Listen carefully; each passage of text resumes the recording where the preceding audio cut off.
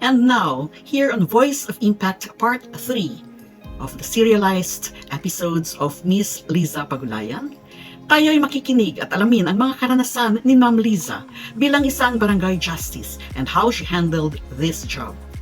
Itinuloy din niya yung pagkwento niya tungkol sa kanyang pagiging dating barangay kagawad dito sa Barangay Kaypian. At ipinaliwanag niya ang kanyang papel bilang Pangulo ng Komite sa Kabuhayan or the Committee on Livelihood. So come on, let's listen to Miss Liza on this subject. Paano nyo matitingnan o paano nyo mariresolba ang mga problema sa community? So yun, na-test ko siguro na mayroon akong ability to lead bilang homeowners president.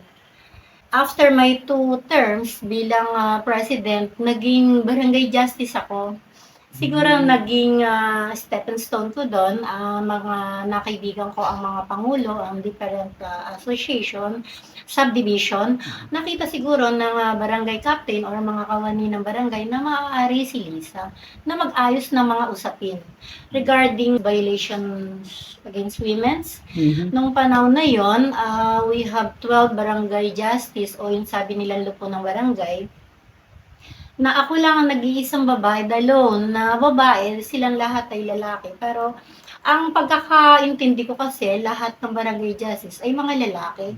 Pero nung panahon na yon, sumisibol yung batas tungkol sa women's empowerment at saka yung mga violation against women's and children. So parang nahihiya siguro yung mga lalaki noon na mag-interview kung may mga battered wife dyan, mga nami-mislead or na mga nabubugbog ng mga kabataan. Doon ako pumasok. So doon nahasa yung aking abilidad kung paano mag-handle ng tao na may complainant, may respondent, but hindi sila nagagalit. Nahahandle yung situation. So, doon ako nagsimula na magbasa ng mga batas. Siguro kasi parang hindi ako nagkamali kung paano mag-hearing or mag-side na kung ano man yung istorya nila. But lagi siyang may puso. Ang aking pagsasalita sa kanila, yung pag-hearing, ay hindi laging according to batas. Laging kasama siya kung ano bang uri ng tao sila. Maari silang magkasundo kahit hindi sila magdemandahan.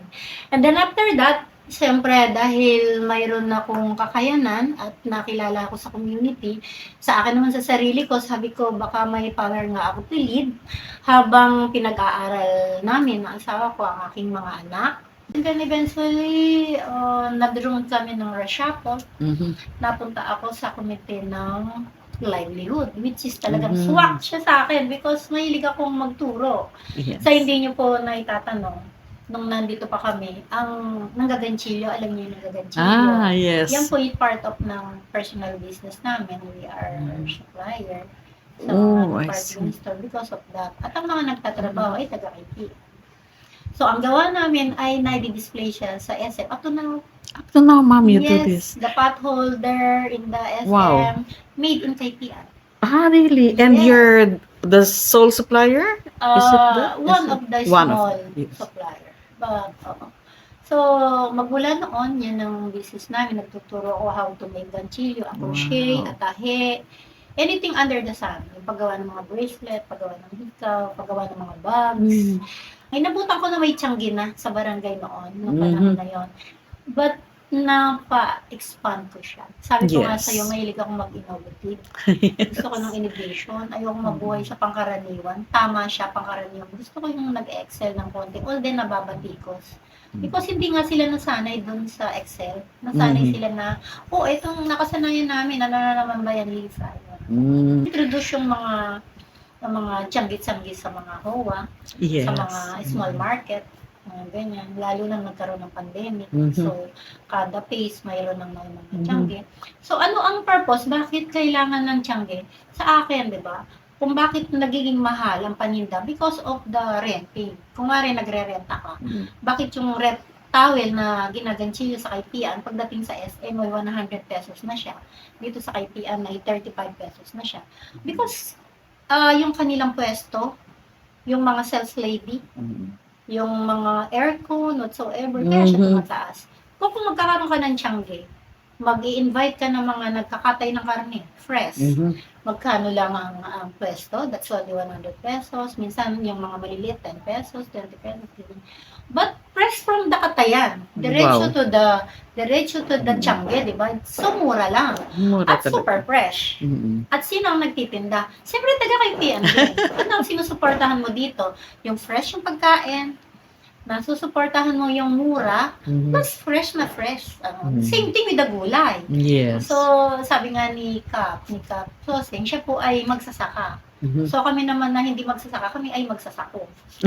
Parang joke lang po yun. Ibig sabihin, sa mga gulay, Yes. kasi nagtatanim ng gulay, dito po sa Kaypian talaga maraming gulay. Kakapanalo lang ng Kaypian at saka ng mga ibang homeowners association dahil nagtatanim sila ng parang garden. Yes.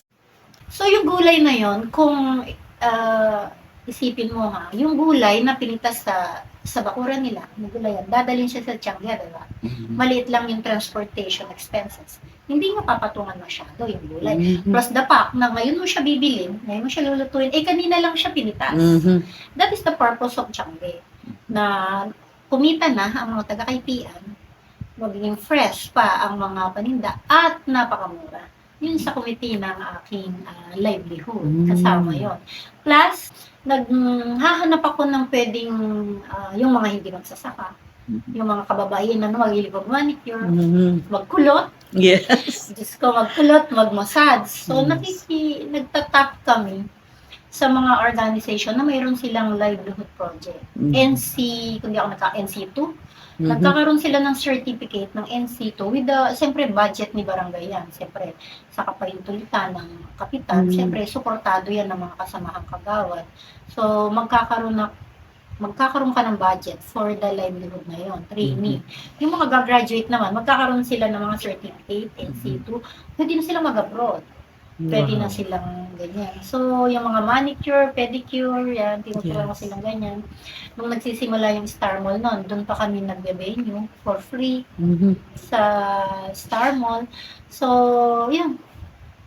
Hindi lang massage, gupit, kulot, kung ano-ano na pwedeng pagkakitaan. That's part of the livelihood. Mhm. Plus the bag. Alam mo yung bag na gawa sa straw? Kasi may Yes. campaign ang barangay noon. Parang kami yata yung nagtatap yata sa na-recycle. Alam niyo yung straw? Ng Yes. mga straw. Yes, nagturo ako ng bag na galing sa straw at na-market namin somewhere, kahit saan. So, yung mga naturuan ko mga senior citizen, kababayan, kung hindi man nila nabenta, nakagawa sila ng kanila. Na pwede nilang ipangregalo, let's say may bisita silang taga-Amerika. Yun na lang ang binibigay nila, so dadalhin sa Amerika, hindi ito mabili. Ba't ginawa ito sa Pilipinas? Under the trash. Yes. Trash lang siya. Ano ang purpose? Simple bag na gawa siya sa plastic straw. Ang plastic straw naman ay ginamit na siya. So, nakabawas na siya dun sa basura na hindi ikikay-kikay mo pa siya. Diba? Na ikaw ang gumawa. Yes. Ganyan-ganyan. So, yun yung purpose nun. Masaya mo siyang ginawa. Interesado ka, pinag-aralan mo siyang mabuti, nagbigay ka ng time, and galing siya sa basura. Nakabawas siya sa basura, but yung kanyang product ay ganda. That's one of the project namin talaga dun sa committee ng livelihood ngayon.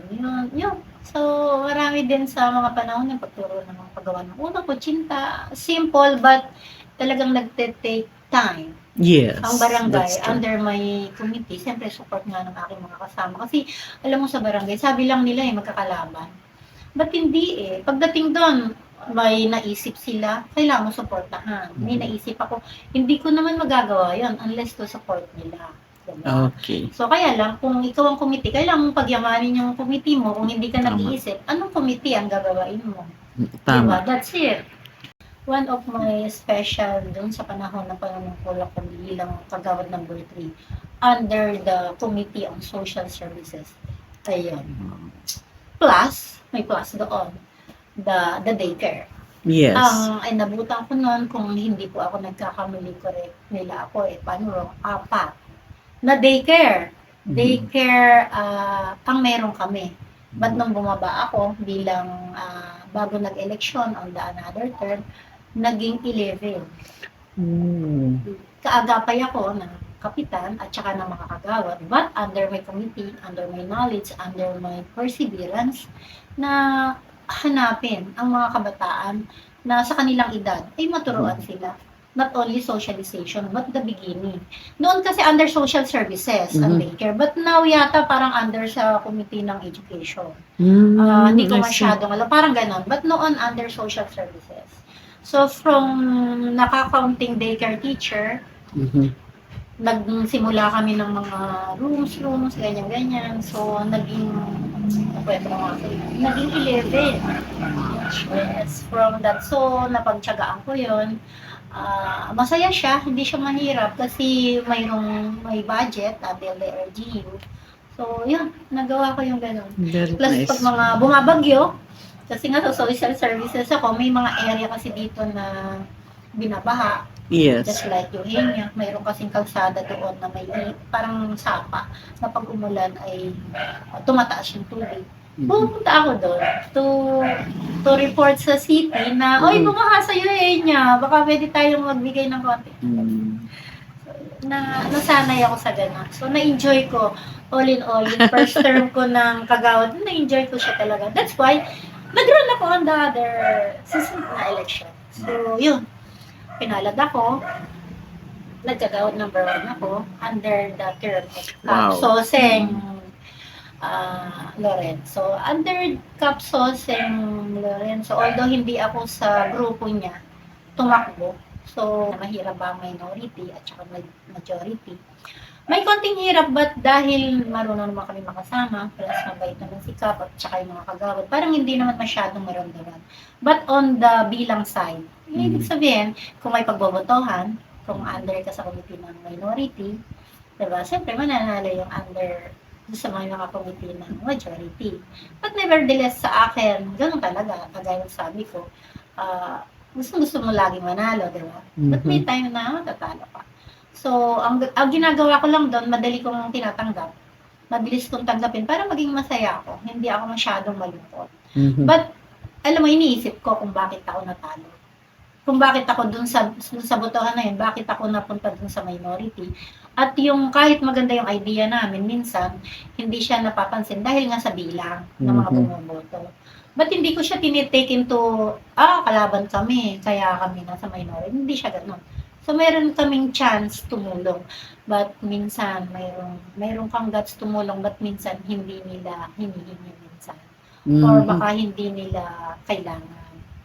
Nakakalungkot kung minsan, but nevertheless, maganda yung panahon nung aking first term. So, naging kagawad number 1 ako. Naging committee ako ng Peace and Order. Ayos. Yes. So, ang tawag nila sa akin ay one of the boys. Kasi siyempre sa Peace and Order, ang mga tao sa barangay police, diba, desk officer, investigator, whatsoever, drivers, ambulance, ganyan, ay more or lalaki. So, ako, pag nagmi-meeting kami, ako lang babae. So, nabansagan ako ng konti na one of the boys. Yes. Very proud ako na I am one of the boys. How long did you hold that position for? 3 or 4 months, and then eventually, nag-room kami ng reshuffle. Napunta ako sa komite ng livelihood.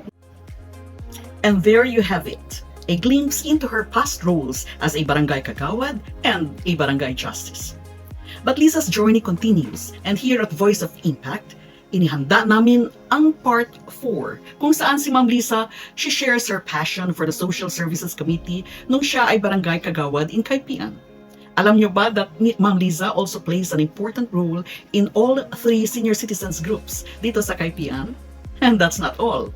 She also plays a crucial part in the formative years of persons with disabilities, including the parents and the guardians of PWDs. So stay tuned for this captivating story in part 4 of Ma'am Liza Pagulayan's serialized episodes on Voice of Impact.